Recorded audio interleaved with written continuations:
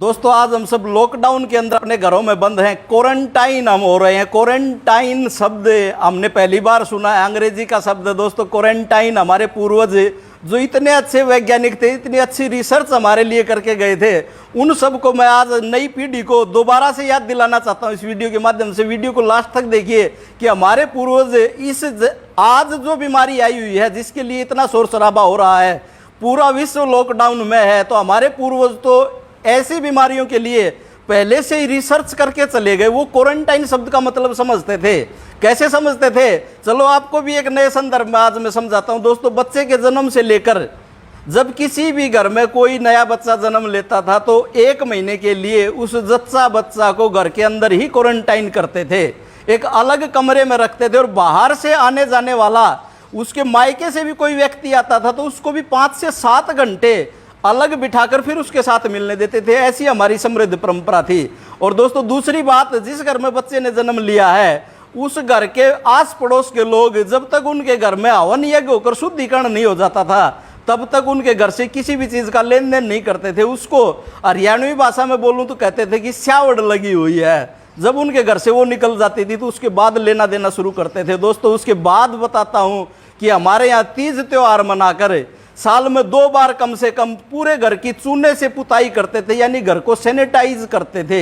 इतनी अच्छी हमारी परंपरा थी। तीसरी और बात बताता हूं कि किसी भी अजनबी से जब हम मिलते थे तो हाथ नहीं मिलाते थे हम अंग्रेज की तरह, जो हम आजकल हमारे पूर्वज टोकते भी थे लेकिन हम सुनते कहाँ थे। दूर से ही नमस्ते करने की जो हमारी परंपरा थी वो बड़ी ही जेन्युइन परंपरा थी, जो आज के संदर्भ में भी ज्यों की त्यों लागू होती है। और दोस्तों उसके बाद हमारे पूर्वजों का कितना अच्छा विज्ञान था कि कोई भी व्यक्ति घर के बाहर से जब भी आता है तो बाहर पहनने जाने वाली चप्पलें अपने देहरी दरवाजे के बाहर ही निकाल के घर के अंदर प्रवेश करता था। और बाहर, और हमारी खाने की जो परंपरा थी, जो आजकल आप खाते हो ना बैठ के, पिज्जा बर्गर जो भी खाते हो और उसको यूं ही खाना शुरू कर देते हो, दोस्तों हमारी जो परंपरा थी वह क्या थी कि हाथ धोकर खाना चाहिए। हाथ धोकर हम खाते थे। दोस्तों उसके बाद जो आज के संदर्भ में सबसे बड़ी खोज हमारे पूर्वज करके जा चुके थे कि मृत व्यक्ति के साथ उसके अंतिम संस्कार में जितने भी लोग शामिल होते थे वहां से तुरंत आने के बाद नहाते थे और उन कपड़ों को धोते थे और उसके बाद ही घर में एंट्री करते थे। और घर में पहुंचने से पहले ही, मुझे भी पता है और आप सबको भी पता होगा कि जहां भी हमारा अंतिम संस्कार करने की जो गांव से बाहर जगह होती है उसके पास कहीं ना कहीं पानी की व्यवस्था जरूर होती, वहीं से हाथ धोकर आते थे सभी लोग।